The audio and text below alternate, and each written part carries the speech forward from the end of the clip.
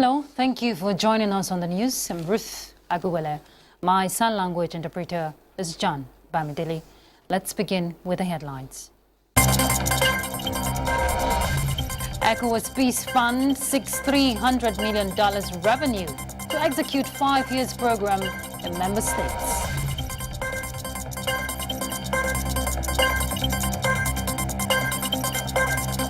Nigerian Immigration Service boots out Zimbabwean bishop over violation of immigration laws. And federal government proposes more funding for NEMA to address critical intervention programs across the country.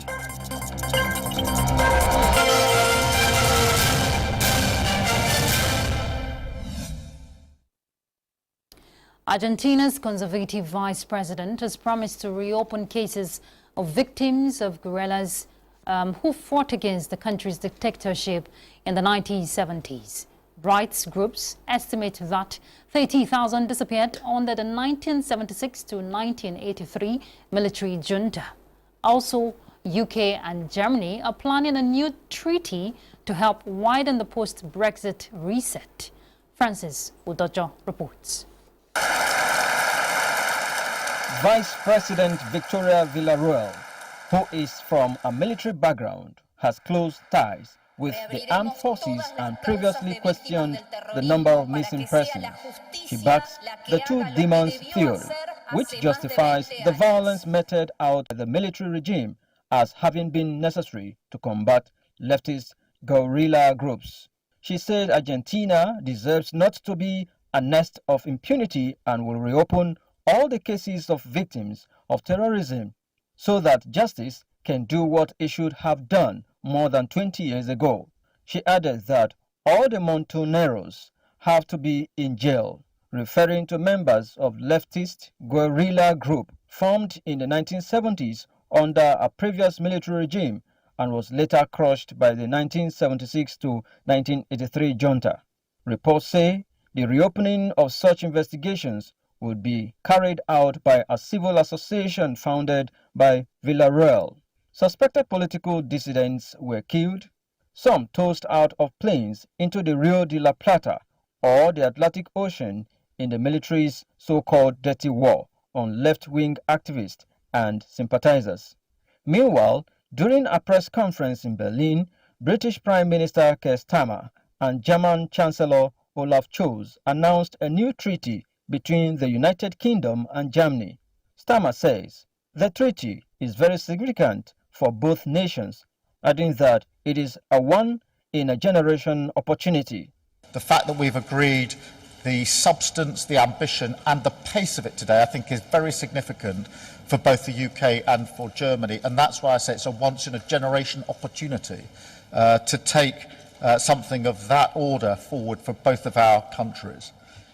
Wir wollen es dabei nicht bei Bekenntnissen belassen, sondern unsere Beziehung auf eine ganz UK Prime Minister Keir Starmer and German Chancellor Olaf Scholz said a new treaty will aid a wide post-Brexit reset between the UK and the EU. Francis Udojo, NTA News. Spain's Prime Minister Pedro Sanchez has announced a series of agreements with Mauritania to stem the surge of migrants making the dangerous Atlantic journey to the Canary Islands. The Prime Minister said Spain will expand its secular migration program to Mauritanians and also renew cooperation between security forces and the two nations. Let's hear from Francis Udojo again. Spain's Prime Minister Pedro Sanchez said migration is not a problem, recognizing the need for migrant workers in Spain's aging society. Sanchez said, and I quote, "It is a need that involves certain problems, and for this, we must push formulas that allow us to manage the phenomenon of migration in a humane, safe, and orderly way to benefit our prospective societies." End of quote. Pedro Sanchez is on a 3-day tour of West Africa to reinforce bilateral relations with Mauritania, Gambia, and Senegal, where the majority of migrant boats reaching the Canaries are launched from. The Canary Islands, a Spanish archipelago located close to the African coast and used as a stepping stone for migrants and refugees trying to reach Europe, has seen more than 22,000 people disembark on its shores since January. According to Spain's Interior Minister, more than double the number of irregular arrivals for the same period last year. Among those making it to the Canaries are thousands of Malian refugees fleeing violence and instability in the Sahelian nation, as well as youth from Senegal, Mauritania, and other West African countries seeking better job opportunities abroad. Francis Dojo, NTA News. 1 year after a bloodless military coup that overthrew Gabon's president Ali Bongo Ondimba, ending 55 years of family rule and fate of the former dynasty remains. Bongo had ruled the oil-rich West African nation since 2009, when he was overthrown by military leaders on August 30, 2023, moments after being proclaimed the winner in a presidential election. Now 65, the deposed leader has been living in his private estate in Libreville, free to leave the country, the government said. However, he was deprived of freedom and contact with the outside world, according to his French lawyer, Franco Zimere. Bongo's wife, Sylvia, who is 61, and eldest son, Noureddin Bongo Valentin, who is 32, continue to be held at Libreville's central prison over embezzlement allegations, in conditions denounced by their attorneys. Gabon's new government, led by General Brice Nguema, has accused the Bongos of widespread corruption, including rigging the elections and manipulating the head of state after Ali Bongo suffered a stroke in 2018. South Africa is still battling to improve its mining sector amid fluctuations in global demand and logistics problems at home. The country's mining production has shown little improvement, with back-to-back quarterly declines in the sector, which is an important contributor to its economy. The report. South Africa's mining sector put out a disappointing set of production numbers in the second quarter of 2024. Despite easing energy constraints, miners saw a second straight quarterly decline as rail and ports challenges persist. The June number was a contraction of 3.5% year-on-year, and even on a month-on-month basis, seasonally adjusted, output declined by 1.6%. So it does indicate that the sector is facing challenges. And if you look at output now compared to pre-pandemic levels in 2019, output is still down by about 7%. The so-called bulk commodity exporters, coal, iron ore, they are still struggling with rail and port issues from Transnet. The big positive, of course, is that load curtailment has been absent for more than 4 months. That's to the benefit not just of mining, but the overall economy, of course, in South Africa. Gold led the losses with an 8th consecutive monthly decline. Coal continues to lag on logistical challenges, while platinum is battling to find its place in the green transition. The key reasons for the lower prices in the PGM sector is this uncertainty surrounding the future demand for platinum, especially with the emergence of the electric vehicle sector across the world, but particularly in China. So that sector is doing very well, or is booming in China. And electric vehicles simply do not use the PGMs that the traditional internal combustion engines. The sector is going to be a drag on GDP growth in the second quarter, but that doesn't change our overall view that GDP likely rebounded in the second quarter, because if you look at other sectors of the economy, how they have performed, they are likely going to contribute positively to GDP growth. Analysts expect the mining industry's woes to persist into 2025. A rebound will very much depend on global demand, sustained power supply at home, and a gradual improvement in rail logistics. In all the news, the ECOWAS Peace Fund will require $300 million revenue for its 5 years program in member states. To this end, the Regional Peace Fund is seeking the buy-in of private sector players. Let's hear from Kelvin Ahunwai.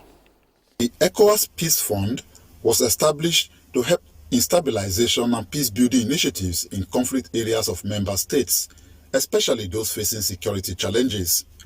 To be able to execute its mandate effectively, the fund is looking beyond statutory funding from the ECOWAS Commission for its strategic plan covering the period of 2021 to 2025. Consequently, EPF is meeting with partners and other stakeholders to fashion the way forward. The practical implementation of the ECOWAS Peace Fund strategic plan will require a significant amount of resources, financial, technical, and human, but will also generate funds that will enable the EPF to be self-funded. We have here a representative from ECOWAS Commission, from ECOWAS specialized agencies, from development partners, and it is really a good time for us to reflect together and see how we can cross-fertilize our ideas to make it very strong and to respond to the needs of our different communities. As you know, in Africa, everything is priority. How do we prioritize? So we have some period where the Peace Fund has to sit and see among the different requests that are coming from the civil society, from the community of the countries, the NGOs, which one are the best we can support, because we cannot support all. So we have to go by priorities. We don't want conflict. So how do we prevent conflict? Is by engaging the private sector to be able to create jobs for our teeming youths in our region. And the target should also be focused on creating enabling environment for business to thrive within the region. $15.7 million under the 5% member states community levy contribution budget line and supported funding of peace support operations POS in 11 member states. In Abuja, Kelvin Ewonwaye, NTA News. A look at security issues. Nigeria's Chief of Defense Staff, General Christopher Musa, is in Niger Republic meeting with the country's military head of state. Defense correspondent Ismail Musa reports that details of the agenda of the meeting has not been made public. General Christopher Musa is also the chairman ECOWAS Committee of Chief of Defense Staff, vested with the mandate of ensuring regional peace and security. Still on defense, the federal government of Nigeria and Egypt have signed a memorandum of understanding to deepen defense industry cooperation. The signing of the MOU, which was held at the Ministry of Defense Ship House in Abuja, is aimed at promoting bilateral and defense cooperation in accordance with the prevailing laws and regulations of the two countries. The Permanent Secretary of the Ministry of Defense, Dr. Ibrahim Abubakar Kana, who signed for Nigeria, expressed optimism that a long history of robust relationship between Nigeria and Egypt would create lasting cooperation between both countries, while stressing that Nigeria has benefited from Egypt in areas of intelligence sharing and training. The United Nations international volunteers are calling for more engagement of key players to drive the humanitarian needs of those impacted by climate change, war, regional violence and conflict.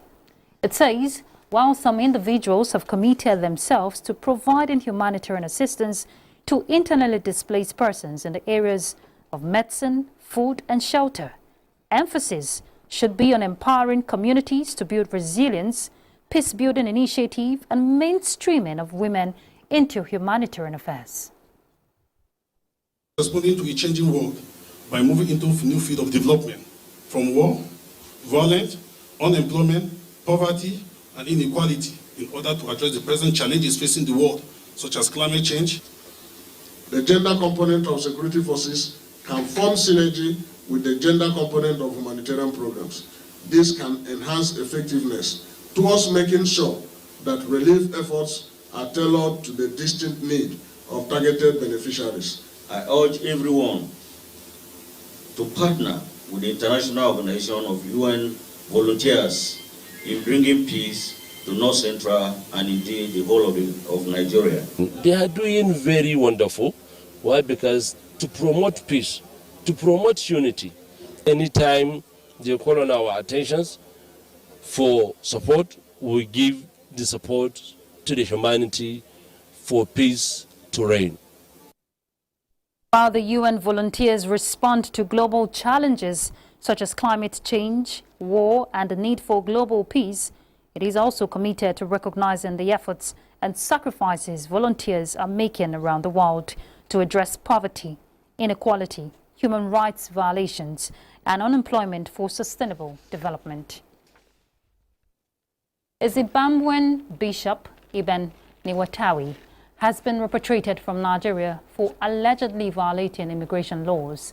In a statement, the public relations officer of the Nigerian Immigration Service, Kenneth Udo, says the clergyman arrived in the country on a tourist visa, but was found to be participating in the Methodist Church leadership election process in violation of the terms and privileges associated with the tourist visa as provided in the Nigeria Visa Policy 2024. It further stated that while the Nigeria Immigration Service encourages the lawful inflow of foreign direct investments and individuals engaging in business and social activities as key facilitators of economic growth and development, however, it will not tolerate any violation of the country's immigration laws. Let's take a breather. We'll be back. Thank you for staying with us. The gatekeeper of the U.S. Africa Chambers of Commerce has reflected the interests of diasporas for the last 400 years. 55 million of them are to anchor back to motherland to be part of the sustainable development of the country. Now, seeking support from the chairman, NTAi, Abike Dabiri Erewa, leader of the group, Sam Joe Madu, says 1,000 youths will be trained on various fields such as agriculture and ICT. He notes that leveraging NTAi, the intentions and move for development by ambassadors will be felt. That are in diaspora and they are yearning to come back here and invest. They are already here. Their investment is being manifested already in agriculture and mining. And before we leave here by Sunday, a lot of other investments will be made. It is now time for Africa to open every door and let Mother Africa's children come home. Oh God, it is time for us, and especially women. We are going to usher our children back. The only way to do that is to sit down and have conversations like these here, and to be able to expand, to be able to bring more people to follow what Sir Joe has brought to light to me. As Africans, as blacks all over the world, as long as you're a black person, you are an African. Yes. So come home to the motherland. Let's develop the continent together. If the Indians, Chinese are investing in Africa, why not our brothers and sisters that are doing very well? And this is home. Abike Dabiri Erewa describes NTAi as the customer service to diasporans and will continue to offer support and engage every diaspora investor. So far, 600 youths have been trained. President Bola Tinubu has received the news of the devastation wreaked by floods on communities and farmlands across the country with profound grief. In a statement, the president acknowledges recent data by the National Emergency Management Agency, NEMA, which indicates that lives have been lost with thousands of hectares of farmlands damaged and thousands of people displaced by floods across the country. President Tinubu sympathizes with all victims of natural disasters, especially bereaved families, farmers, displaced communities, and those who have lost property. President Tinubu re-emphasized the need for concerted efforts to address existential environmental concerns and build a more climate resilient and adaptive society. The president prays for the repose of the souls of the deceased, while assuring Nigerians that his administration, through the relevant agencies, will continue to provide the needed support for victims, as well as timely warnings to mitigate the impact of environmental mishaps. In a related development, Nigeria has raised the bar in its efforts to contain. Before that, let's still talk about NEMA. The Chief of Staff to the President, Femi Gbajabiamila, says the National Emergency Management Agency may require more funding given the enormous mitigation efforts and interventions across the country. The Chief of Staff stated this when he visited NEMA on a fact-finding tour of the agency under the presidency. Let's hear from Ilyasu Yakubu. The visit of the Chief of Staff to the President to the agency's headquarters is primarily to identify what the strengths and challenges of the agency for effective mitigation as floods continues to ravage more communities in the country. The Act establishing NEMA mandates the agency to coordinate resources towards efficient and effective disaster prevention, preparedness, mitigation, and response in Nigeria. The Act also mandates states to establish the State Emergency Management Agency and the local organizing committees at the local government areas to coordinate disaster activities. However, the irony of these is that most state governments rely solely on NEMA's intervention in the event of flooding. The Chief of Staff, who identifies some of these challenges, says it requires the collaboration of all relevant stakeholders to rescue the nation in the task of flood mitigation. He commended NEMA for the prompt response to the recent flood disaster, which ravaged many communities across the country. We're here because we felt that we needed to turn the page on how we do business. We've heard about your constraints, your problems, the issues. But we felt that, hearing is one thing, coming and understanding how you do your business and what your challenges are. I think in turning the page, I think it's important that we begin to look even closer, more closely to the issue of the area of prevention. Director General of NEMA, Zubaida Umar, thanked the Chief of Staff for the visit and said NEMA has been strategizing on many innovations to ensure effective mitigation of disasters. She told the Chief of Staff that all equipment, search and rescue officers have been deployed to the affected communities. As we gather, we're reminded of the critical role NEMA plays in disaster management and response. Your support and guidance are invaluable to our efforts in building resilience and preparedness in our communities. The National Emergency Management Agency is the 9th agency under the presidency visited by the Chief of Staff to the President so far. In Abuja, Ilyasu Yakubu, NTA News. In other news, the energy transition model of Nigeria aimed at promoting renewable and other forms of energy for the country has the potential for economic transformation and job creation. But how engineers in the country can play their part and harness these opportunities inherent in the policy was the dominant theme at the 2024 Engineering Week public lecture of the Nigerian Society of Engineers, Abuja branch. Calvin Ahunwahe reports. In August 2022, Nigeria launched the Energy Transition Plan, which defined the country's pathway to achieving net zero emission by 2060. That represents a middle point timeline from the 2050 to 2070 timeline set by the 2021 Climate Change Act. Now, critical components of the implementation drive will be carried out by engineers, especially those in the renewable energy and gas sector. How prepared are the engineers to leverage this opportunity to contribute to a key national development initiative?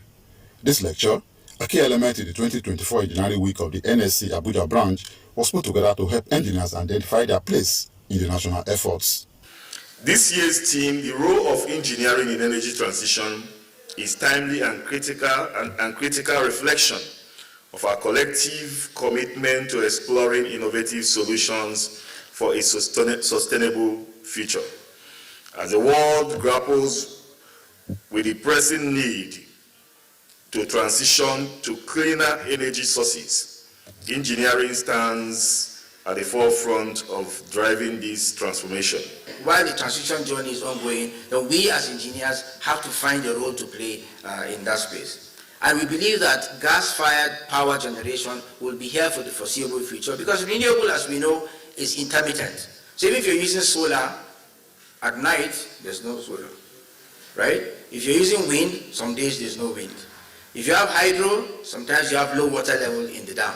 So again, we see that gas will play a very critical role in that space. The Abuja branch of the NSC will also use the week to to hold its annual general meeting and carry out some community interventions. In Abuja, Kelvin Ewunoye, NTA News. Strengthening anti-corruption agencies, fiscal transparency and citizens' engagement and governance are key ingredients needed in winning the fight against corruption in Nigeria. Musa Abubakar reports that these are part of recommendations by the Center for Fiscal Transparency and Public Integrity in partnership with MacArthur Foundation to build momentum from International Anti-Corruption Conference 2024. The 2024 International Anti-Corruption Conference may have gone, but lessons learned and takeaways resonates with participants here at this workshop. This gathering is a follow-up to the discussions and collaborations initiated during the International Anti-Corruption Conference, investigating political candidates and strengthening election integrity.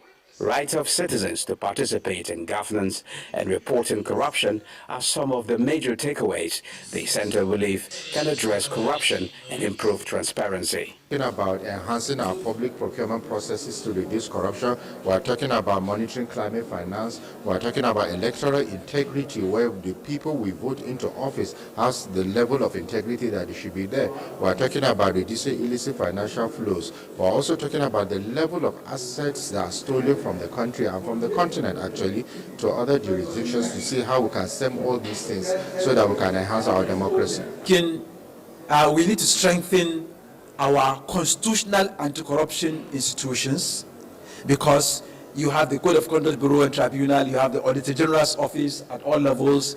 These institutions need to have their capacity strengthened, both in terms of operation and in terms of financial independence. These takeaways reflects ongoing challenges and emerging strategies in the global fight against corruption, emphasizing a multifaceted approach that involves all sectors of this society. In Abuja, I am Musa Abubakar, NTA News. That concludes the news. Thanks for your time. I'm Ruth Aguela. My sign language interpreter is Bamidele John.